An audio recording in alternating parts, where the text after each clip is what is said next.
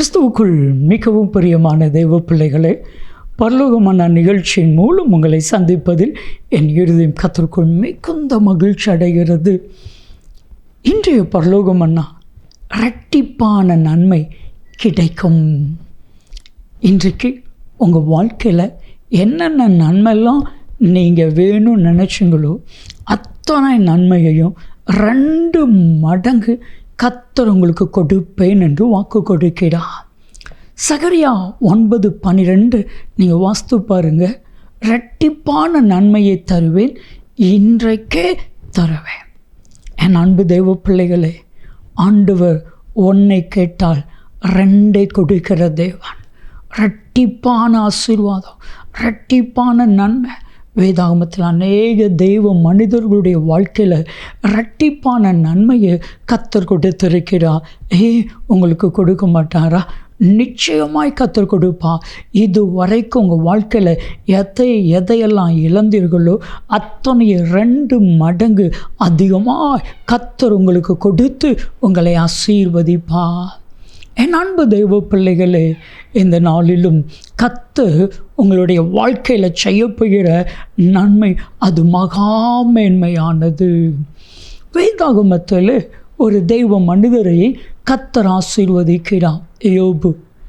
அந்த தெய்வ மனிதருக்கு விரோதமாக பல விதமான போராட்டங்கள், பல விதமான பிரச்சனைகள், பல விதமான உபத்திரவங்களை அந்த தெய்வ மனிதர் சந்திக்கிறார்.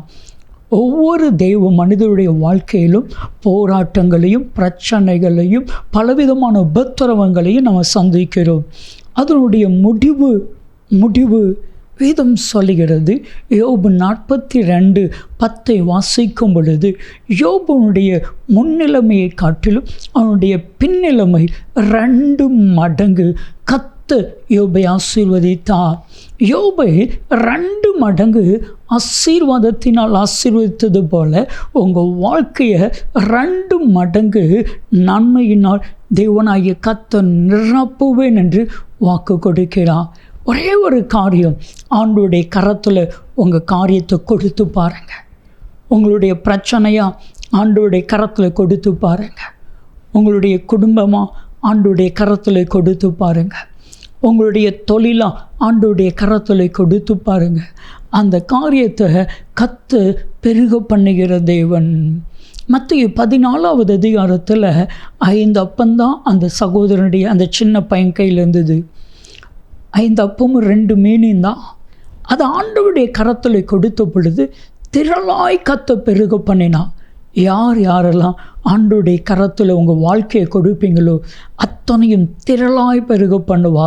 நன்மைகள் திரளாய் பெருகும், செல்வம் திரளாய் பெருகும், பெயர் திரளாய் பெருகும், ஆஸ்தி திரளாய் பெருகும், அந்தஸ்து திரளாய் பெருகும், கிருபை திரளாய் பெருகும், எல்லா நன்மைகளும் திரளாய் பெருகும்.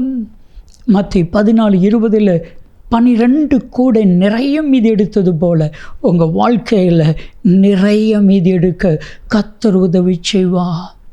நீங்கள் ஆண்டவரிடத்தில் கேளுங்க, எனக்கு இரட்டிப்பான நன்மையை தாருன்னு சொல்கிறேன். ஒரு சகோதரருடைய சாட்சியை சொல்லும் பொழுது சொன்னால், ஒரு வீடை இழந்த ஆண்டவரிடத்தில் கேட்ட பொழுது இரட்டிப்பான நன்மைகளை நான் தருவேன் என்று சொன்னான். ஆண்டவர் சொன்னது போல் நான் இழந்தது ஒரு வீடு தான், ஆனால் கர்த்தர் எனக்கு 2 வீடை கர்த்தர் கொடுத்தா. 2 ஆசீர்வாதமான காரியத்தை எனக்கு செய்தா. என் அன்பு தெய்வ பிள்ளைகளை, உங்கள் வாழ்க்கையிலும் கர்த்தர் செய்வா. செபிக்கலாமா? அன்பின் தகப்பனே, இரட்டிப்பான நன்மையை கர்த்தர் கொடுப்பீராக. நீர் அப்படி செய்கிறதற்காக உமக்கு நன்றி. இயேசு கிறிஸ்துவின் நாமத்தில் செபிக்கிறோம் ஜீவனுள்ள பிதாவே. ஆமேன், ஆமேன். இரட்டிப்பான நன்மை உங்களுக்கு கிடைக்கும். நன்மையும் கிருபையும் ஆசீர்வாதங்களும் நிச்சயமாய் உங்களை தொடரும்.